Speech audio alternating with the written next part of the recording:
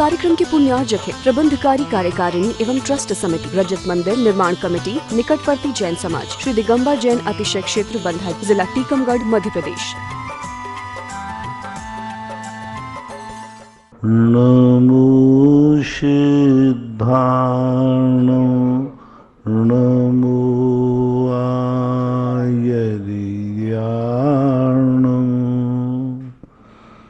नमो वज्रायाणं नमो लोये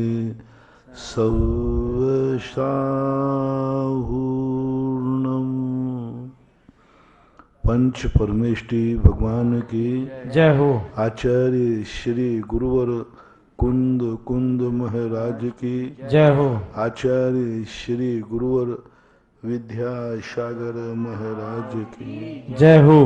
परम उपकारी निर्यापक श्रवण मुनि पुंगव श्री सुधा सागर जी महाराज की जय। परम पूज्य मुनि श्री प्रसाद सागर जी महाराज की जय। अक्षय क्षेत्र चांदखेड़ी के इस सरजमी से जिज्ञासा समाधान में सर्वप्रथम 12 राजस्थान से पंकज जैन पाटनी। नमोस्तु गुरुदेव, बीतराग स्वसंवेदन हमेशा होता है क्या? यदि बीतराग संवेदन हो गया तो क्या वह हमेशा ही आत्मा का संवेदन करेगा? बीतराग स्वसंवेदन का जो काल है वो एक अंतर मुहूर्त प्रमाण है, लेकिन जो बार बार उस बीतराग सम्यक दर्शन को प्राप्त करते हैं, एक अंतर मुहूर्त बाद पुनः बीतराग सम्यक दर्शन प्राप्त हो जाता है। लेकिन उसमें एक अंतर मुहूर्त के बाद या तो व्यक्ति केवल ज्ञानी होगा, ऊपर जाएगा, और या फिर छठे गुण स्थान में आएगा। लेकिन उसको बीतराग सम्यक दृष्टि इसलिए कह देते हैं। पूज्यवर जयसेन स्वामी ने अपनी टीका ग्रंथों में लिखा कि बहुतायत शुद्ध उपयोग का काल एक अंतर मुहूर्त है। फिर वो शुद्ध उपयोगी मुनिराज कैसे कहे गए? एक पूर्व कोटि वर्ष तक उनको शुद्ध उपयोगी महाराज कहा। तो पूज्यवर ने उदाहरण दिया कि जैसे एक वन को कहा जाता है आम्र वन है, लेकिन उसमें और भी वृक्ष हैं, लेकिन बहुलता किसकी है? आम्र की। तो उसको आम्र वन कह देते हैं। और छोटे मोटे पेड़ हैं, नीम का भी है और भी हैं, लेकिन आम्र वन कहला। इसी प्रकार वे बहुतायत बार बार शुद्ध उपयोग में जाने का प्रयास करते हैं। वो शुभ उपयोग में आते ही उनका बार बार मन लगता है कि मैं शुद्ध उपयोग में जाऊं। इस अपेक्षा से बीतराग सम्यक दृष्टि, शुद्ध उपयोग, ये सब टाइटल बहुतायत की अपेक्षा है, क्योंकि इन सब का काल एक अंतर मुहूर्त है और जीवन भर कोई व्यक्ति शुद्ध उपयोग बीतराग सम्यक दर्शन में नहीं रह सकता। लेकिन मुहुर मुहुर आत्मानम स्पर्शन सन, पूज्यवर अमृत चंद सूरी महाराज कहते हैं, मुनिराज जो बीतराग सम्यक दृष्टि हैं वे मुहुर मुहुर आत्मानम, आत्मा का बार बार स्पर्श करते हैं। ललितपुर से सिरजन जन अनोरा, मेरे गुरुवर को नमोस्तु। कुछ घरों में विकलांग बच्चे होते हैं, तो इसमें उन माता पिता या उनका किनके कर्म का उदय, पाप कर्म उदय रहता है? सभी का। उसका विकलांग होना है, तुम्हें विकलांग को देख देख करके दुखी होना, तुम्हें विकलांग की सेवा करना, ये तुम्हारा काम। किसी के घर में विकलांग होगा, तुमने खुशी मनाई होगी, अच्छा है इसका बेटा विकलांग है, तो तुम तो विकलांग नहीं हुए, लेकिन तुम्हारे परिवार में विकलांग हो गया। सीधा सा सिद्धांत लगाओ, जिस प्रकार के दुख से आप दुखी हैं, वह दुख आपने किसी ना किसी को दिया है। तुम्हारे लिए जो दुख आया है वो तुम्हारी फसल है, तुमने खेत में बोया था। जितना जितना दुख, जिस प्रकार का दुख हो, किसी भी प्रकार, जिस प्रकार का दुख तुमने दिया है वही दुख तुम्हारे लिए आता है। इसलिए ऐसा मानना चाहिए सबका कर्म का उदय, जो जो उससे रिलेटेड हैं सबके कर्म का उदय है। सिलोन से अनुज्ञा जन तिल वाले, गुरुवर के चरणों में नमोस्तु। जब मुनिराज आहार करते हैं तो छठवां सातवां गुण स्नान होता है, जब मुनिराज जी उपवास करते हैं तो कौन सा गुण स्नान होगा? छठा सातवां गुण स्थान झूला है, झूलते रहते हैं। छठे से सातवें में, सातवें मुनिराज नीचे गुण स्थान में भी आ जाते हैं तो भी पुनः पहुंच जाते हैं। इतने जल्दी गुण स्थान बदलता है, यहां तक कि कई बार ये जीव मुनिराज चौथे गुण स्थान में आ जाते हैं। बहुत काल तक चौथे गुण स्थान में रहा है। पूज्यवर वीरसेन स्वामी ने एक मुनिराज दीक्षा ले ली, दीक्षा लेकर के छठे सातवें गुण स्थान को प्राप्त हुए, बाद में पंचम गुण स्थान में पूरी जिंदगी भर पड़े रहे। कोई मुनिराज चौथे गुण स्थान सम्यक दर्शन से रहित नहीं हुए, लेकिन वो संयम भाव में स्थिर नहीं रह पाए तो चौथे गुण स्थान में आकर के पूरी जिंदगी भर रहे, और अंत में जब उनका समय आया संलेखना का, पुनः छठे सातवें गुण स्थान में पहुंच गए। ऐसे मुनिराजों की भी गति बताई। मनुष्य गति में छठे सातवें गुण स्थान का अंतर काल। कोई मुनिराज दीक्षा के प्रथम समय में भावलिंगी हुए, बाद में मिथ्यात्व गुण स्थान में चले गए, पूरे जीवन भर मिथ्या दृष्टि रहे। अंत के अंतर मुहूर्त में पुनः सम्यक को, रत्नत्रय को प्राप्त करके और एक अंतर मुहूर्त में मोक्ष प्राप्त करके केवल ज्ञान प्राप्त कर लिया। तो इस अपेक्षा से देखा जाए तो ये गुण स्थानों का ऐसे आप लोगों में भी होता है, गृहस्थों में भी होता है। कोई पंचम गुण स्थान वर्ती है, करके मिथ्यात्व में चला गया, चौथे में चला गया। चौथा गुण स्थान वर्ती है, क्षयोपम सम्यक दे चतुर्थ गुण स्थान वर्ती। कितने बार एक जीवन में उपसम सम्यक दर्शन भोग भूमि का जीव असंख्यात बार प्राप्त कर सकता है। कर्म भूमि का जीव क्षयोपम सम्यक दर्शन अपने जीवन काल में हजारों बार प्राप्त करता है। सुबह सम्यक दर्शन खत्म हो गया, किसी कारण निमित्त बना, परिणाम बिगड़ गए और कहा क्या करूं, बहुत परेशान हूं, कहां तक करूं, आखिर मैं तो कुदेवों की शरण में जाता हूं क्योंकि परेशान हो चुका, ढूंढला गया, मुझे क्या करूं, कहां तक करूं। किसी ने कह दिया देखो तुम फलाने चबूतरे पे जाकर झाड़ा लगाओ, वहां चढ़ोतरी चढ़ाओ, धोख दे दो, धोख बोलते ना, तो वो परेशान तो था ही, डिग नहीं रहा था, पर अंत में उसके मन में कहां तक क्या करें, सम्यक दर्शन आकर कुछ तो सुन नहीं रहा, अब जो होगा तो होगा, मैं तो जाता हूं। अब वो कौन से गुण स्थान पहुंच गया, मिथ्यात्व गुण स्थान। उसके बाद देखो मैंने क्या किया, नहीं जाना चाहिए, पुनः आ गया, पुनः चला गया, हजारों बार सम्यक दर्शन हो जाता है, छूट जाता है। ये गुणस्थान इतने नाजुक हैं, थोड़े से परिणामों में तो आ जाते हैं और चले जाते हैं। एक मुनिराज आपके पास आ रहे परिक्रमा परिपणघान के लिए, जब आप परिक्रमा लगा रहे हो उस समय वो कहो भावलिंगी है, परिक्रमा लगाते ही जैसे आपके प्रवेश गया तो द्रवलिंगी हो गया, मिथ्यात्व में चले गए, और आहार करते करते पुनः छठे सातवें गुण स्थान में आ गए। तो ये गुणस्थान क्रम ऐसा है कि परिणामों का तारतम्यता है, कभी भी गिर जाता है, कभी भी उड़ जाता है। एक अंतर मुहूर्त में कितना परिणति, अंजन चोर जैसा व्यक्ति पूरे जीवन भर चोर रहा, रात में चोर था, रात में हार चुरा के लाया था, कहाँ जा रहा था, उसी रात में, एक रात में, और सुबह उसने कहा मिथ्या दृष्टि, चरणानुयुग से कर्णानुयुग से सब तरफ से मिथ्या दृष्टि, और प्रातः काल के सूर्य किरण निकलते ही सारे गुण स्थानों को पार करता हुआ मोक्ष में जाके विराजमान हो गया। अब रात में क्या था, चोर, रात्रि में क्या था, गणिका के यहां से आया था, गणिका के लिए तो चुराया था, सारी चीजें रात में, और सुबह कितना कम समय, देखो सुबह सूर्य की किरण निकलते ही लो, अब वो चोर था, ग्रस्त था, तुमसे भी गया बीता था, और सुबह सूर्य की किरण निकलते ही, सुबह होते होते तो वो मोक्ष में पहुंच गया, निरंजन बन गया, और गुरु बैठे रह गए।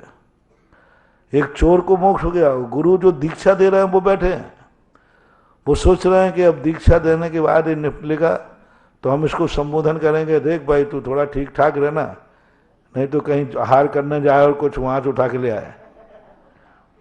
वो कहता है गुरुजी आप उपदेश देने बैठ रहे हो, मैं तो जा रहा हूं, चला गया। गुण स्थानों का क्रम ऐसा ही होता है। तलवाड़ा बांसवाड़ा से डॉक्टर अमित शाह जी, नमोस्तु गुरुदेव। गौमरसा जीव कांड में एक वाक्य आया है, कतक फल के चूर्ण से युक्त जल निर्मल होता है। एक कतक फल क्या होता है, क्या बर्ताव में मिलता है? कतक के फल के रूप में दो रूप में आता है, जिसे आप लोग बोलते हैं रीठा। रीठा के कतक फल को चूर्ण कहते हैं उसके माध्यम से, और सामान्य रूप से कतक यानी फिटकरी भी होता है। यदि फल शब्द दिया है तो रीठा लेना, और सामान कतक लिया है तो फिटकरी लेना। फिटकरी का भी, क्योंकि ये पानी में डालते ही मैल को निर्मल कर देते हैं। सरोला से रोहित जैन, मेरी जिज्ञासा है कि किसी भी मुनिराज के जी का सपने में घर पर आहार हो जाए, कितना पुण्य लगेगा? पुण्य लगेगा बाकायदा, तो क्योंकि उस समय तुम्हारा उपयोग आहार देने में है, पुण्य लगेगा। लेकिन ध्यान रखना, अशुभ कार्य करोगे तो पाबंद भी होगा। अब उसमें ये देखना पड़ता है कि आप दिन में ही आहार दे रहे थे कि रात में दे रहे थे। स्वप्न में भी रात थी कि दिन था? स्वप्न में यदि दिन था तो उसका अलग है, तो पुण्य लगेगा, क्योंकि सोते समय भी व्यक्ति पुण्य और पाप दोनों कर्म निरंतर बनते रहते हैं। सोते समय यदि कर्म बंद ना होवे तो कितना बड़ा निर्बंध दशा हो जाए। सोता हो, चाहे बेहोशी में हो, चाहे कामा में हो, कर्म बंद तो निरंतर चलता ही रहता है। डॉक्टर मगन जैन आष्टा मध्य प्रदेश से, नमोस्तु गुरुदेव। निष्प्रय वृत्ति का शाब्दिक अर्थ क्या है, इसका क्या प्रयोजन है, और एकांत वृत्ति और निष्प्रय वृत्ति में क्या अंतर है? निष्प्रह का अर्थ होता है सबके बीच में बैठा हुआ भी सबसे भिन्न है। सबके बीच में कीचड़ में रह करके कमल के समान है, कादे में हेम अमल है। जैसे कीचड़ में सोना रहता है, ये निष्प्रिय कहलाता है। यानी विपरीत परिस्थितियों में बैठ करके भी अपने आप में स्थिर हो जाना, यह निष्प्रियता कहलाती है। समस्त विपरीत परिस्थितियों से दूर हट जाना एकांत कहलाता है। समस्त से दूर हट गया, एकांत में चला गया। लेकिन ये दूर नहीं हटा, निष्प्रिय, सबके साथ है, सबके बीच में है, लेकिन फिर भी निष्प्रिय रहता है, उदासीन रहता है, सब में लिप्त नहीं होता। स्वर्ण के समान कीचड़ में रहकर उसमें जंग नहीं लगता। कमल कीचड़ में रहता है, लेकिन वो जल से भिन्न कमल है, इसको निष्प्रियता बोलते हैं। काजल जैन गंज बसा से, मेरी माँ सुबह से डायरी में नमो का मंत्र लिखती हैं। बहुत सी डायरी इकट्ठी हो गई हैं, घर छोटा है, अब हम उनको लोग संस्कारित करने की क्या व्यवस्था करें? देखो, मैं इसमें कुछ नहीं बोल सकता। कहीं व्यवस्थित ढंग से रख दी जाए, और अब वो तो कोई उपयोग तो कभी कुछ होना नहीं। अब उसका ये है कि इस प्रकार की परिणतियों के विसर्जन ही एकमात्र साधन रहता है, और कुछ नहीं। मुंबई से विजय जैन, मुनिश्री को त्रिकाल नमोस्तु। क्या करुणा भाव रखना केवल मनुष्य जाति का ही सामाजिक गुण दोष है, पर किसी भी जाति के जीवों का स्वाभाविक गुण नहीं है? करुणा भाव रखना तो केवल मनुष्य जाति का सामाजिक गुण दोष है, या किसी भी जाति के जीवों का स्वाभाविक गुण नहीं है? पाप और पुण्य की दृष्टि में हानिकारक है क्या? करुणा भाव जो है, ये तो हमारा शिवसम भाव है, पुरुषार्थ भाव है। मोह भाव संसारी प्राणी का, करुणा तो हमारा बहुत बड़ा पुरुषार्थ है। सभी जीवों में करुणा की स्थिति पाई जाती है। संगी पंचेंद्रियों में, त्रियंशों में बहुत बड़ी करुणा पाई जाती है, बहुत बड़ी दया। यहाँ तक देखा गया कि शास्त्रों में आया, शेर सल्लेखना ले लेता है, दूसरे शेर उसे सल्लेखी के पत्ते लाते हैं, पानी को। तो करुणा त्रियंशों में भी देखी जाती है, मनुष्यों में भी देखी जाती है, देवों में भी देखी जाती है। भावात्मक देखा जाए तो नारकियों में भी करुणा देखी जाती है। भले वो करुणा कर नहीं पाते, लेकिन सम्यक दृष्टि आदि पश्चाताप तो करते ही है, परिणाम तो करता है। देखो ये मुझे मार रहा है, मुझे मारना पड़ेगा, ये मारना नहीं चाहिए। तो श्रद्धा की, अनुमोदना की तत्व दृष्टि में, क्योंकि सम्यक दृष्टि का एक अंग अनुकंपा है, जहाँ जहाँ सम्यक दृष्टि हैं वहाँ वहाँ उस क्षेत्र के लायक करुणा भी होना चाहिए, क्योंकि अंग है। अमरपाटन से राजीव जैन शिवरात्रि। संसारी जीव के एक समय एक उपयोग होता है और केवली भगवान के दो उपयोग होते हैं। कैसे, किस प्रकार से? साकार अनाकार उपयोग। संसारी जीव के एक समय एक होता है उपयोग। हाँ, केवली भगवान एक समय में एक ही होता है। तंसन पुब्बम नानम छदमत्तानम न दोन्य उपयोगा तम जुगमम केवली नाहे जुगमम तुते देवी। ये पूज्यवर नेमिचंद महाराज का द्रव्य संग्रह की गाथा है कि उन्होंने स्पष्ट उल्लेख किया कि छद्मस्थ व्यक्तियों के दर्शन पूर्वक ज्ञान होगा, दोनों उपयोग एक साथ नहीं हो सकते। 12वें गुण स्थान तक, 12वें गुण स्थान तक नियम से, उसके बाद 13वें 14वें में सिद्धों में उपयोग एक समय में दोनों उपयोग होते हैं। महाराज जी, एक हमारी शंका है कि जिस परिवेश में हम पले पुसे महाकौशल क्षेत्र में, जबलपुर क्षेत्र में, तो वहाँ पे कोई पंथवाद नहीं है वहाँ पर। लेकिन जब हम मुनि अवस्था में आ गए तब हमको बाद में पता चला कि 13-20 और जातिवाद ये सब होता करता है। तो 13-20 हम क्या बोले हैं, आगम पंथ बोल रहे हैं कि 13 बोले, 20 बोले, और ये कैसा इसका उदय हुआ, किस प्रकार से इसके लिए हम लोग संतुष्ट कर सकें? सत्य कभी दो रूप नहीं होते। सत्य कभी दूसरा रूप धारण करता है तो किसी परिस्थिति वश करता है। एक शाश्वत सत्य होता है और एक सापेक्ष सत्य होता है। ये दो सत्य तो अपने आप में कहीं ना कहीं समीचीनता को लिए होते हैं, लेकिन धीरे धीरे क्या होता है, मूल स्रोत जो नाना लोगों के हाथों में जाता है तो उस संगति से वह सत्य द्रोहित होता जाता है, और धीरे धीरे करके व्यक्ति अपने स्वार्थ, परिस्थितियां, चारों तरफ के वातावरण से प्रभावित होकर समझौता करता है। जब देश का कानून बना तो मुश्किल से वो एक किताब थी 100-150 पेज की, इतनी सी। सन 1952 में जब गणतंत्र दिवस का रूप दिया, वो एक छोटी सी किताब थी। जब वो किताब के ऊपर कोर्ट केस होते गए, आज इतनी बड़ी किताबें हो गई, आप वकील के यहाँ जाना, पूरा कमरा लाखों किताबों से भरा रहता है, क्योंकि मजिस्ट्रेट आते गए, वो उन पर सुधार करते गए, परिस्थितियां आती गई, परिस्थितियां बनी, उनमें सुधार होता गया, एक्ट जुड़ता गया। ऐसा ही जब जिस चीज को जितना ज्यादा प्रचार में लिया जाए उसमें उतने ज्यादा मतभेद हो जाते हैं। मूल प्रभावमान परंपरा, मुनियों की परंपरा तो आज भी एक ही है, मूलाचार दो नहीं हुए। सौभाग्य ये है कि मुनि की जो परंपरा है दिगंबर मुनियों में, दो आगम नहीं है, सारे दिगंबर मुनियों को लिए एक ही आगम है। किसी भी आगम में मुनियों के दो भेद नहीं, सब आचार्य एक साथ, कुछ भी हो, पंडित हो तो, भट्टारक हो तो, आचार्य हो तो, 13 पंथ 20 पंथी, कौनों पंथी हो, सब की गुरुओं का जो स्वरूप बताया वो आज तक विकृत नहीं हो पाया।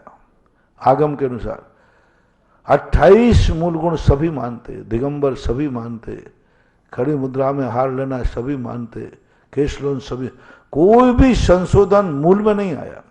शिथिलाचार अलग है, लेकिन कोई ये नहीं कह सकता कि हमारी चर्या, हमारे मूल गुण में 27 है, सबको 28। एक खुशखबरी है बहुत, इस पंचम काल में भी मुनिचर्या सभी की एक है। अब वो मुनि लोग चर्या पालें या नहीं पालें वो व्यक्तिगत मामला हो गया, लेकिन आचार संहिता तो मूलाचार सबका एक है, दो मूलाचार नहीं है।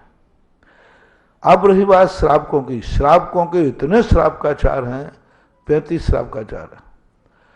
इतने मतभेद हुए, पूज्यवर समंतभद्र महाराज के बाद से तो इतनी विचारधाराएं हो गई कि सब विचारधाराएं नाना रूप में परिवर्तित होती गई, लेकिन फिर भी मूल धारा जो थी सबसे पहले मूल धारा को श्रावक में जो जिस प्रश्न का आपने किया, ये मूल धारा सबसे पहले पूज्यवर यतिवृषभ आचार्य महाराज ने श्रावक की आचार्य संहिता बनाई। सबसे पहले पूजन पद्धति आचार्य संहिता तो समंतभद्र महाराज ने बनाई थी, लेकिन समंतभद्र महाराज ने आचार्य संहिता बनाई, पूजा पद्धति नहीं बनाई। रत्नकर्ण समाचार में कहीं भी श्रावक को देव दर्शन, पूजन, अभिषेक, ये सारी कोई व्यवस्थाओं की चर्चा भी नहीं है, कहीं चर्चा। इतना बड़ा गजब का बात है, समंतभद्र महाराज कोई चर्चा नहीं कर रहे, ना मंदिर की, ना इसकी, किसी की कोई चर्चा नहीं की। बस गुरु तक उन्होंने किया, गुरु की नवदा भक्ति, गुरु का अतिथि संभाग आदि के। भगवान के संबंध में हमारा क्या व्यवहार हो, मंदिर से हमारा क्या संबंध हो, इसकी कोई चर्चा नहीं की। इस संबंध में सबसे पहले किसी ने कदम उठाया तो पूज्यवर यतिवृषभ आचार्य महाराज ने, और उन्होंने लिखा अष्टद्रव्य का नाम, उन्होंने लिखा अभिषेक की पद्धति, और सबसे पहले उन्होंने जलाभिषेक का उल्लेख किया, स्पष्ट रूप से किया, सुगंध जले ही। सुगंध का अर्थ कोई डाल के नहीं, सुगंध है ना पवित्र, सुंदर, शुभाषित। इस जल के द्वारा अभिषेक करना। अष्टद्रव्यों के उनके वर्णन मिले, उनमें फल फूलों के नाम आए हैं, दीपक के नाम आए, सब आए, और उन्होंने जो विधि थी, ये है मूल परंपरा। सबसे प्राचीन परंपरा है अभिषेक की, जलाभिषेक। मेरे द्वारा नहीं, सबसे पहले लिपिबद्ध हुआ 2000 साल पहले, पहली शताब्दी में। उसके पहले कोई भी लगभग पर ये परंपरा चलती रही। ये परंपरा मूल परंपरा है, कुंद की मूल परंपरा, महावीर की मूल परंपरा, प्राचीन परंपरा जलाभिषेक की है। 7वीं शताब्दी में एक पुन्नाड संघी आचार्य हुए। पुन्नाड संघ की परंपरा की एक ही स्थापना हुई कि उन्होंने पंचामृत अभिषेक की चर्चा की। 7वीं शताब्दी के पहले किसी भी ग्रंथ में, किसी भी साहित्य में कहीं पंचामृत की चर्चा नहीं है, कहीं चर्चा नहीं, कोई चर्चा नहीं। 7वीं शताब्दी में जाकर के यह क्यों आई, कैसे आई, क्या परिस्थिति रही, इस टिप्पणी करने का दुस्साहस मेरे पास नहीं है। लेकिन इतना जरूर मैंने खोजा है कि 7वीं शताब्दी के पहले कहीं भी इसका नाम तक नहीं मिलता। 7वीं शताब्दी में अनायास ऐसी क्या मुसीबत आ गई, क्या परिस्थिति आ गई कि पूज्य रविशरण महाराज को पूरी विशेषताओं सहित चमत्कारिक ढंग से प्रलोभन के साथ पंचामृत अभिषेक का उल्लेख करना पड़ा। तो ये पुन्नाड संघी परंपरा। अब आप इनमें पूछे मेरे से कि इनमें दोनों में सत्य क्या है, मैं निर्णय करने का अधिकारी नहीं हूं। मैं तो इतना ही करूंगा, प्राचीन परंपरा जल की है, अर्वाचीन परंपरा पंचामृत की है। वो 2000 साल पुरानी है, ये 700 पुरानी है, ओल्ड एंड गोल्ड। मैं तो पुरानी परंपरा को मानता हूं, आपकी जो मर्जी पड़े तो मानो, आपके लिए मैं कुछ नहीं बोला। मैं तो प्राचीन का दीवाना हूं, जो चीज प्राचीन मिल जाए हम उसी को स्वीकार करते हैं। हाँ, जलाभिषेक अभिषेक की परंपरा यदि 7वीं के पहले कहीं नहीं मिलती तो हम कहते भाई ये तो शुरुआत है। जब प्राचीन परंपरा मिल गई तो प्राचीन सबसे बड़ा प्रमाणिकता है। तो क्या अर्वाचीन अप्रमाणक है? क्या रविशरण आचार्य अप्रमाणक है? नहीं, मैं एक साहस नहीं करता, वे मेरे पूजनीय हैं, मैं सदा उनको आदर से नाम लेता हूँ। पूज्य रविशरण आचार्य, उनकी मैं बार बार वंदना करता हूँ। हाँ, पदम, मैं उसे कोई मतभेद आने से मेरी पूज्यता और श्रद्धा में अंतर नहीं आता, मेरा नेचर अलग है। मतभेद है कोई ठीक है, हमारे लिए उनकी चर्या, उनका मत पसंद नहीं है, इससे मैं पूज्यता में अंतर नहीं लाऊंगा, उनका अनादर नहीं करूंगा, उनकी उपेक्षा नहीं करूंगा, उनके प्रति दुर्व्यवहार नहीं करूंगा। रविशरण आचार्य मुझे मान्य है, उतने ही मान्य है जितने अन्य पूर्व आचार्य मान्य है। तो मान्यता हमारी अलग चीज है, लेकिन परंपरा जो उन्होंने चलाई वो 7वीं शताब्दी की परंपरा है। और ये परंपरा 7वीं शताब्दी तक 2 परंपराएं चालू हो गई, जलाभिषेक की और पंचामृत की, 2 धाराएं बनी। चलते चलते ये परंपरा लगभग 1000 वर्ष तक, 900 वर्ष तक बिना नाम की ये परंपराएं चलती गई। बस इतना ही था, पुन्नाड संघी, मूल संघी। जला परंपरा मूल संघी परंपरा थी और पंचामृत की परंपरा पुन्नाड संघी परंपरा थी। उत्तर भारत दो भागों में बढ़ गया, पुन्नाट और दक्षिण भी होता है, साउथ। तो दक्षिण की परंपरा पंचामृत की हो गई और उत्तर भारत की परंपरा जलाभिषेक की हो गई। ये 900 साल तक ये चलता रहा। 1664 में 1663 के अंदर सांगानेर के अंदर एक भट्टारक आया। पहले जो भट्टारक आए देवेंद्र कीर्ति, वो वहाँ बहुत सज्जन थे, सीधे थे, आहार को जाते थे तब वस्त्र पहनते थे, बाकी 24 घंटे मंदिर में दिगंबर रहते थे। राज की व्यवस्था थी, इसलिए एक तहमत लपेट लेते थे, बाहर चर्या को जाते थे। बड़े सज्जन थे। उन्होंने कहा तुम्हारी जो परंपरा है हम उसमें डिस्टर्ब नहीं करेंगे। राजाओं ने भट्टारकों से अधिकार प्राप्त कर लिए। राजाओं ने भट्टारकों को अपना एक प्रकार से कानूनन अधिकार दिया, उनको कोर्ट दिए, उनको निर्णय करने के अधिकार दिए, उनको फैसले करने के अधिकार दिए। भट्टारक एक मजिस्ट्रेट माने जाते थे जो अदालत लगाते थे, उनके यहाँ फैसले होते थे। जब जाकर के 16वीं शताब्दी में एक नरेंद्र कीर्ति भट्टारक हुए जो कट्टरपंथी थे, उन्होंने कहा नहीं, जिसका राजा है राज्य उसी का रहेगा। सांगानेर मेरी गद्दी है, आमेर गद्दी में आती थी, मैं जो परंपरा चलाऊंगा वो चलूंगा। वहां चले के अमरचंद जी भौसा करके थे, बहुत बड़े सेठ थे, बहुत बड़े अमीर सेठ थे, वो स्वाध्याय किया करते थे। उन्होंने कहा महाराज जी ये तो पुन्नाट संघी परंपरा है। बोले नहीं, प्राचीन परंपरा है। तो अंत में बहस हुई, ठीक है, कल जो लोग अपनी प्राचीन परंपरा को सिद्ध करेगा वही का मत इस मंदिर में चलेगा, सांगानेर के मंदिर में, संघी मंदिर में। दोनों ने खोजा, भट्टारक जी 7वीं शताब्दी से आगे नहीं जा पाए। अमरचंद भौसा 1ली शताब्दी में पहुंच गए, सभा के सामने प्रस्तुत हुआ। लेकिन साधुओं की एक विशेषता होता है, पुण्य होता है कि साधु गलत हो या सही हो, लोग साधु के पक्ष में हो जाते हैं। तो भट्टारक के पक्ष में लोग होकर अमरचंद भौसा को धक्का देकर मंदिर से बाहर निकाल दिया। अमरचंद भौसा वहां से जाकर के आगरा के अंदर पंडित बनारसी दास जी थे, बनारसी दास के पास पहुंचे कि ऐसा ऐसा हुआ। बनारसी दास ने उत्तर भारत के पंडितों की एक मीटिंग बुलाई। मीटिंग में एक पत्र लिखा गया कि नरेंद्र कीर्ति से पूछा जाए कि तुम्हारी इस परंपरा का नाम क्या है, कहाँ से चली, कैसे चली। तो नरेंद्र कीर्ति ने पत्र का जवाब दिया, 20 नियम बनाकर हमारी परंपरा 20 पंथी है। तो 20 पंथी रख दिया गया। भट्टारक ने उधर जब इस पत्र को पढ़ने के बाद सारे पंडितों ने एक बनाया कि जलाभिषेक की परंपरा हमारी परंपरा 13 पंथी है। तो 13 पंथ तो 20 पंथ 1664 में प्रकट हुए।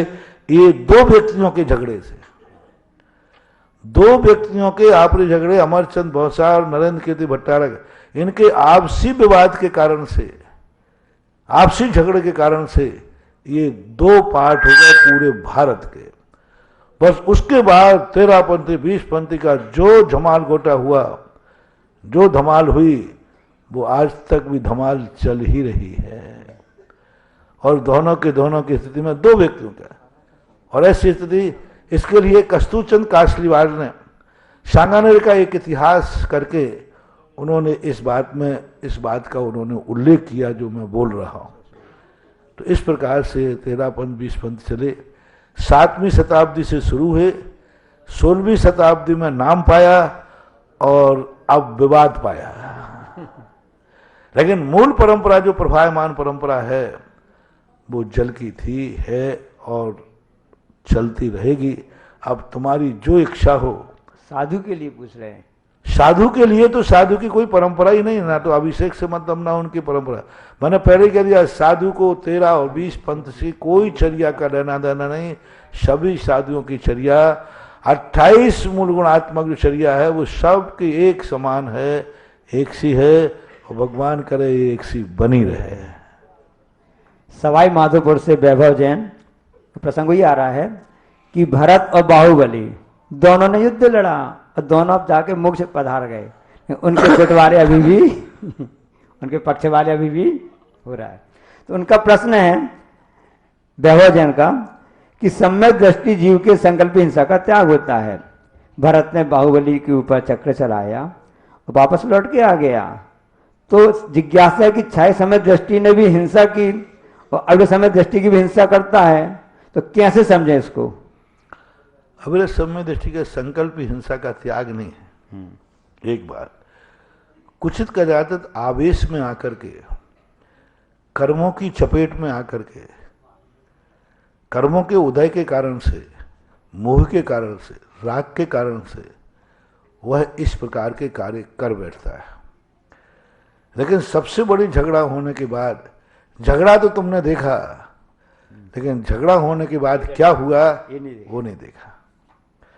हम तो कहते, अभी प्रवचन दिया था मैंने कि दो भाइयों में जम के झगड़ा होना चाहिए, और उस झगड़े को मेरी मानता है, दो भाई हैं जम के लड़े, एक दूसरे का डंडे भी उठाएं तो कोई बात, प्राण नहीं लेना, लेकिन शर्त एक है, ऐसे झगड़ों का मेडिटर मैं बनूंगा। मेरे सामने झगड़ा करो, जम के कुश्ती खेलना, और एक दूसरे जितने जम के, प्राण नहीं लेना, बस बाकी निपटा लेना, और मैं निर्णायक बनूंगा कौन जीता है, और जो जीतेगा उसको मुनि दीक्षा लेना पड़ेगी। बस फिर कोई बात नहीं, और जो हारेगा उसकी संपत्ति जब्त करके चंद्रोदय तीर्थ क्षेत्र को दे दी जाएगी। जीतेगा वो क्या बनेगा, और हारेगा वो क्या होगा। तो बस फिर लड़ो ना।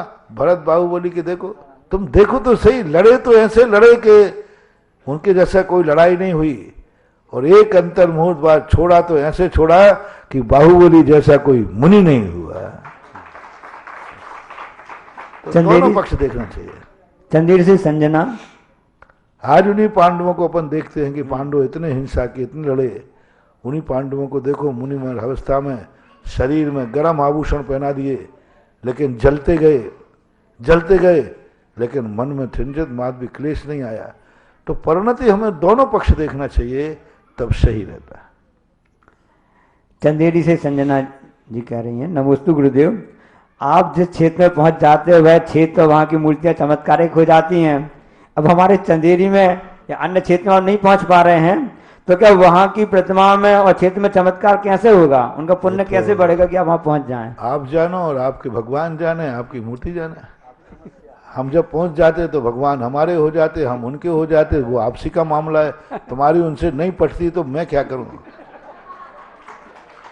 अब मेरी भगवान से पड़ती हो, मैं भगवान से मेरी पड़ती है, भगवान की मेरे से भी पड़ती है, और वो हो जाता है। तो अब वो जब तुम्हारी, अब मैं इसको कुछ नहीं कह सकता भाई, ये तो अपना अपना भगवान से जो कुछ करना है जो करते हैं।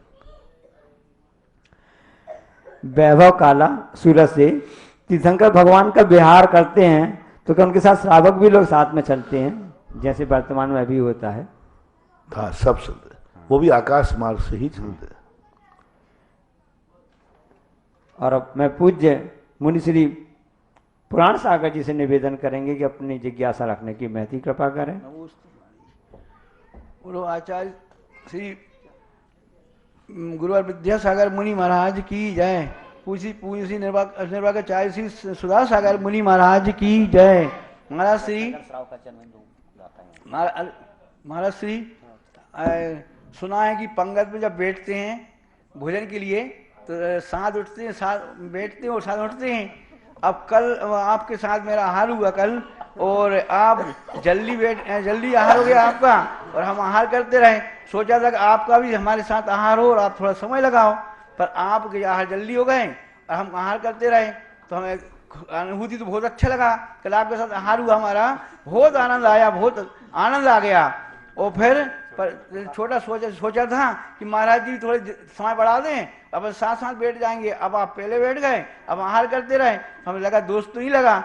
और आप एक जिज्ञासा है कि जब आपके गुरुजी के साथ आहार हुए थे आचार्य श्री के साथ रामटेक में, तो आपको कैसी अनुभूति हुई थी, और आप साथ साथ आए थे? पहली बात तो पुराण से मैं पंगत में नहीं बैठा था। दूसरी बात है कि मैं आहार करने गया था तो वो चौका श्रावक का था, उसने निमंत्रण नहीं किया था, वो उसकी विधि बनी थी। दूसरी बात है कि आहार को मुझे लेट करने की अपेक्षा तुम्हें सोचना चाहिए था कि मैं महाराज के जल्दी जाऊं। मोही में और वीतरागी में यही अंतर है। बच्चा जब पीछे रुक जाता है तो माँ भी धीमे चलती है। और मोक्ष मार्ग में अंतर होता है कि शिष्य के कारण गुरु धीमे नहीं होता, शिष्य को अपनी गति बढ़ाना पड़ती है। जब आचार्य श्री के साथ मेरा आहारचर्या हुई थी तो हमें तो खैर ज्यादा टाइम लगता ही नहीं था, वैसे ही नहीं। तब उस समय आचार्य श्री की आहारचर्या का एक साथ ही बैठना हुआ। हम पहले से ही तैयारी कर ली थी कि आचार्य श्री पहले नहीं बैठेंगे, लेकिन मैं भी नहीं बैठा, लेकिन मैं तैयार होकर बैठ गया था। तो वहां तो हमारी बड़ी विचित्र स्थिति बनी है। आचार्य श्री ने कहा कि देखो आज मैं थोड़ा सा लेट हो गया, बोले मैंने सोचा कि ये विहार करके आए हैं तो आहार में टाइम लगेगा, कहीं मेरे कारण इनका आहार कम ना हो। तो आचार्य श्री कहते मैं धीरे धीरे खा रहा था जिससे तुम्हारे लिए आकुल तुम्हारा शांति से आहार हो जाए। मैंने कहा गुरुदेव बुरा मत मानना, मैं सोच रहा था कि मेरे कारण आचार्य श्री को आहार जल्दी नहीं लेना पड़े, आपके मैं दांतों पर दया करके मैं धीरे धीरे खा रहा था। आप हमारे पेट पर दया कर रहे थे और मैं आपके दांतों पर दया कर रहा था कि मैं जल्दी खा के बैठ गया तो आचार्य श्री कहीं ऐसा ना हो कि पूरा आहार नहीं हो पाए। तो हमारे दोनों के आहार का तो वो हमारे पेट की चिंता कर रहे थे, हम उनके दांतों की चिंता कर रहे थे। तो दोनों की इसी चिंता में करते करते 10 मिनट वे हमारी तरफ टेढ़ी निगाह से देखें कि इसका क्या चल रहा है, और मैं उनकी तरफ देखूं क्या कर रहा हूं, और मैं चावल का एक एक दाना खाऊं। अब उन्होंने देख लिया ये तो अभी चावल ले रहा है, और वे छोटे छोटे टुकड़े खाऊं तो मैं देख रहा हूं अभी तो महाराज आहार कर रहे। दोनों देखते देखते 10 मिनट की देरी हुई। फिर अंत में जाकर के आचार्य ने पानी लेना, मैंने कि मैं तो खड़ा ही हूं पानी लेने के लिए। तो एक आनंद की अनुभूति होती है उस समय, परिणति अनायास। हालांकि 1-2 बार और पहले हुआ, आचार्य के साथ आहार लेने के मौके कई बार मिले हैं, तो होता है एक सामान्य, लेकिन इसका कोई विशेष ऐसा कोई आगमिक कोई उदाहरण शास्त्रों में हालांकि जुगल आहारों का उल्लेख मिलता है। रामचंद्र जी ने जो 2 मुनियों के लिए युगल आहार दिए थे, 2 मुनिराज थे, वे दोनों मुनिराज आहार आए आकाश से और दोनों महाराजों को एक साथ पड़गाहन किया। सप्त मुनिराजों का भी एक साथ पड़गाहन का उल्लेख आता है मथुरा के अंदर, कि मथुरा के अंदर राजा शत्रुघ्न का राज्य था। उस समय 7 मुनिराजों ने आकर के एक साथ एक ही परिक्रमा में एक ही चौके में पड़गाहन हुआ। तो ऐसे युगल महाराजों के मंदिरों में चित्र भी मिलते हैं। महाराज श्री आप थोड़ी हम पे दया कर ली थी, और प्रसाद के साथ पूर्ण सागर जी गए थे, साथ साथ आहार हुए थे, तो महाराज जी का जलोपवास था प्रसाद सागर जी का, और पूर्ण सागर जी आहार ले रहे थे। तो प्रसाद सागर जी धीरे धीरे पानी लिया। कितनी देर तक महाराज जी? 1 घंटे तक। ऐसे आप भी हम भी ने दया कर दी पूर्ण सागर पे, आप दया कर दी मैं भाई इतनी दया करने वाला नहीं हूँ। अब मैं पूज्य मुनि श्री उत्तम सागर महाराज जी से निवेदन करेंगे कि अपनी जिज्ञासा करने की महती कृपा करें। पूज्य उत्तम सागर जी महाराज। मैं तो अपने जीवन में सबसे बड़ा एक ही बात भगवान से कहता हूँ, भगवान ये आहार बंद हो जाए तो मेरे बराबर पुण्यात्मा दुनिया में कोई नहीं। मैं तो सोचता हूँ आहार छूट जाए फिर बताता हूँ मैं कहाँ मिलूंगा। आहार के सबसे ज्यादा विकल्प होता है आहार का। तो अगर आपका आहार छोड़ जाए तो श्रावक कहाँ जाएंगे बेचारे, आप किसको दान देंगे फिर? तो उनका वो जाने, उनके लिए थोड़ी मैं मुनि बनाऊं। तो नहीं बने तो क्या बोले बेचारे, वो कहाँ जाएंगे फिर? नमोस्तु भगवान, नमोस्तु नमोस्तु। समूह शरण में जो दिव्य ध्वनि खिरती है, दिव्य ध्वनि खिरने के बाद, दिव्य ध्वनि समाप्त होने के बाद एक असंयमी चक्रवर्ती अथवा सौदरबिंद आते ही फिर दोबारा खिरती है, जबकि एक संयमी मुनि महाराज आते हैं, आचार्य महाराज आए पूरे संग लेके आए हैं, फिर भी भगवान वो बोले नहीं। इन असंयमी के साथ, जबकि चक्रवर्ती नरकगामी भी हो सकता है, ऐसे के उनके साथ तो बोल देते हैं, और महाव्रती हैं उनके साथ क्यों नहीं बोलते? क्या वीतरागी होने के बाद भी ये भेदभाव क्यों? इसका बहुत बड़ा लॉजिक है। वो राजा है, राजा को इतने सारे काम हैं, हो सकता है उसके 1 घंटे के इंतजार करने से राज्य में अनर्थ हो जाए, राज्य में बहुत ज्यादा अनर्थ हो जाए। कुछ भी हो सकता है, वो राजा है, कुछ भी दुर्घटना घट सकती है। उसको ज़्यादा इंतजार कराना यानी पूरे राष्ट्र के साथ कोई भी खतरा मोड़ हो सकता है। और वो राजगद्दी पर बैठा है, चक्रवर्ती है, पहली बात। दूसरी बात, उसके पास कानून है, और राजा यदि बीच में चला गया और उसी समय उसके सुधरने की कोई काललब्धि थी, यदि राजा सुधर गया तो पूरा 6 खंड को सुधार देगा वो, क्योंकि वो कानून बना देता है। वो कानून बना देगा, कोई भी हिंसा राज्य में नहीं होगी, कोई भी शराबखोरी राज्य में नहीं होगी। तो एक चक्रवर्ती को उपदेश देने से यदि वो धर्मात्मा बन गया तो एक को उपदेश देने से 6 खंड सुधर जाएगा, 6 खंड में फरमान जारी हो जाएगा। कितनी बड़ी प्रभावना है। और दूसरा, वहां अनर्थ हो जाएगा। मुनिराज को कौन से कानून की किताब निपटाना है, कहां जाना है, क्यों जाना है, क्या करना है उनको? तो मुनिराज की इसलिए नहीं गिनती कि उनको जितनी देर समोषण में बैठे रहे उतनी ही शांति है। तो उनको तो और जो सुना रहा है, रुको अभी 2 दिन बाद सुनाऊंगा, जैसे शांति से बैठे तो रहे। चक्रवर्ती के पास बहुत बड़ा वैभव है, उसके लिए बहुत कार्य काज होते हैं, बहुत व्यवस्थाएं होती हैं, बहुत कुछ करना पड़ता है।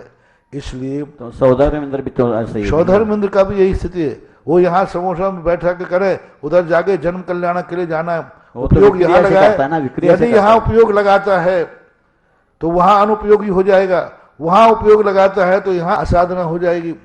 प्रथम जिज्ञासा के लिए ब्रह्मचारिणी सपना दीदी प्रतिभा स्थली और दूसरी तरफ से आशीष जैन शास्त्री सवाई माधोपुर तैयार रहे। आज मूल नायक अतिशयकारी आदिनाथ भगवान जो विश्व की मनोज्ञ और अलौकिक प्रतिमा हैं, उसके शांतिधारा करने के पुण्यार्जक श्री इंद्रचंद जी, पवन कुमार जी, पुष्पा जैनम, रिंकू माही जैन लुधियाना 5 कलश 55 श्रीफल की राशि से ये सौभाग्य प्राप्त किया। और इनके साथ में इनका भक्तामर का विधान भी इन्होंने सौभाग्य प्राप्त किया है। और दूसरी शांतिधारा श्री खोडनिया वसंत लाल जी, जीतमल जी बड़ोदिया, नरेंद्र, नितेश, अंकुश जैन, वंदना, रक्षा, कोमल, रिक्षा, तांशी, प्रियांशी, केसरी, अवि, नीलेश, जीतमल, प्रासुक, भूमि, चमेली, नीता, नौगामा ने 1 कलश 51 श्रीफल की राशि से यह सौभाग्य प्राप्त किया। तीसरी शांतिधारा का सौभाग्य श्री संजय, नीलम, निशांत, शशांक, नितिन, वर्षा, टीकमगढ़ ने 1 कलश 11 श्रीफल की राशि से यह सौभाग्य प्राप्त किया।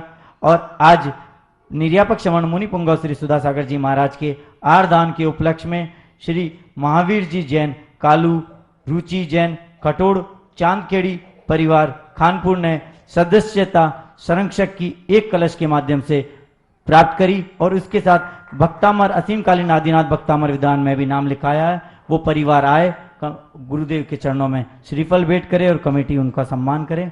दीदी निर्यापक मुनि श्रवण के चरणों में कोटिशा नमन, मुनि त्रय के चरणों में नमोस्तु। जहाँ पर अपने हक के लिए लड़ाई होती है वहाँ पर महाभारत शुरू हो जाती है। जहाँ पर अपने हक त्याग की बात होती है वहाँ से रामायण की शुरुआत होती है। मुनिश्री, हमारा प्रश्न रामायण से है। काल और मुहूर्त का हमारे जीवन में क्या महत्व है? श्री राम जी को जब राज तिलक हुआ था तब उनका शुभ मुहूर्त देखा गया था और उनका विवाह भी शुभ लग्न में हुआ था। लेकिन राज तिलक के समय उनको 14 वर्ष का वनवास हुआ और विवाह सीता के साथ हुआ तो उन्हें सारी उम्र कष्ट सहना पड़ा। मुहूर्त कभी गलत नहीं होता। मुहूर्त देखने वाले से चूक हो सकती है, पंचांग छापने में चूक हो सकती है, देखने वाला थोड़ा गणित भाग में भूल सकता है। मुहूर्त तो शाश्वत है, द्वादशांग का अंग है, ज्योतिष आया, शुभ लग्न शुभ तिथि में सभी शास्त्रों में वर्णन किए, चाहे राजा महाराजा भी क्यों ना हो, सबने शुभ लग्न शुभ तिथि का उल्लेख किया। तीर्थंकरों के जन्म आदि के लिए भी शुभ आदि नक्षत्रों का उल्लेख आया।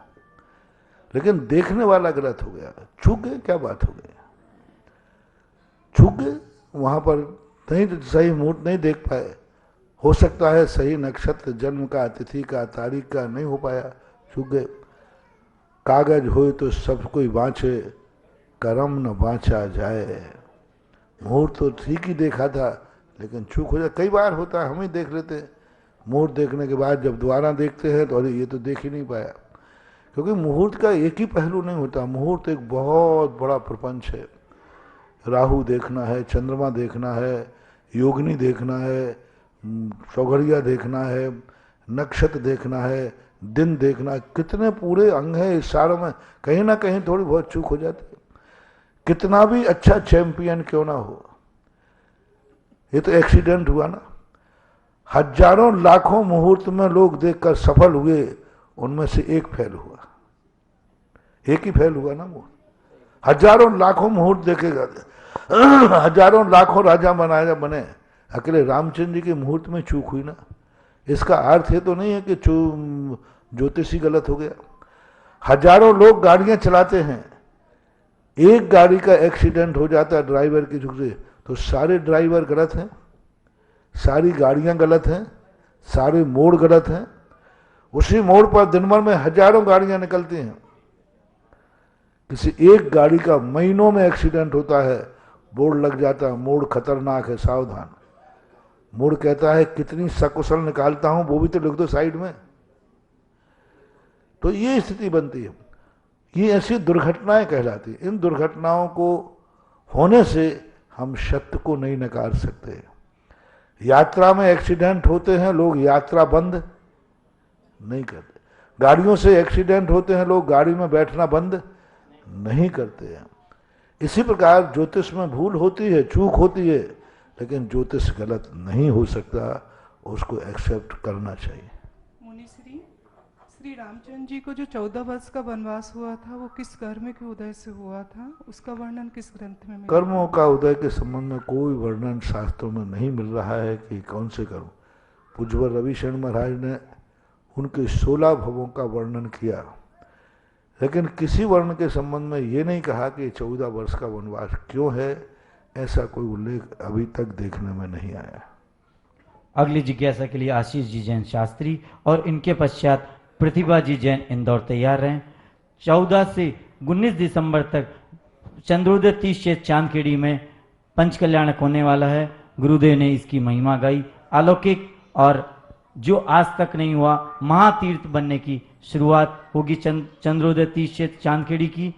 पूज्य निर्यापक श्रमण मुनि पुंगव श्री सुधासागर जी महाराज के सानिध्य में जो जन्म कल्याणक 16 दिसंबर को है, वो वहाँ उस दिन में पूज्य सुधासागर जी महाराज सत्संग के पिछी परिवर्तन का कार्यक्रम रखा गया है। सभी जो भारतवर्ष और जो सुन रहे हैं वो आमंत्रित हैं, वो पधार सकते हैं, और जिनको भी पीछी आदि में लेना हो वो संपर्क कर सकते हैं। अगली जिज्ञासा। मेरे गुरुवर के चरणों में कोटि सा नमस्तु। महाराज श्री, मेरी जिज्ञासा यह है, सामान्य केवलों की दिव्य ध्वनि खिरती है या नहीं, उनके गर्दर होते हैं या नहीं? कल ही प्रश्न आया था, कल ही प्रश्न था, इसका जवाब यही है। दिव्य ध्वनि तो उनकी खिरती है, लेकिन वह दिव्य ध्वनि सीधी श्रावक लोग सुनते हैं, बहुत आयते ही। गणधरों के संबंध में कोई विशेष उल्लेख नहीं मिलता, एक दो स्थानों पर थोड़ा बहुत उल्लेख है, लेकिन वो कोई प्रभायमान नहीं है।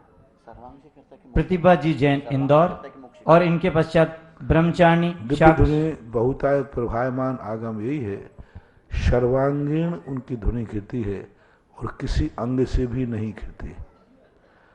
सर्वांगीण खिरती है ये अपन मानते हैं, उनके किसी अंग से ध्वनि खिरती ही नहीं। उनका तालु रंध होता नहीं, ओंठ हिलते नहीं, शरीर में कोई स्पंदन होता नहीं, बस द्रव्य शुद्ध वर्गणाएं अपने आप शब्द का रूप धारण करते हैं। भगवान के मुंह से शब्द नहीं निकलते, लेकिन सबके कानों में शब्द पहुंचते हैं।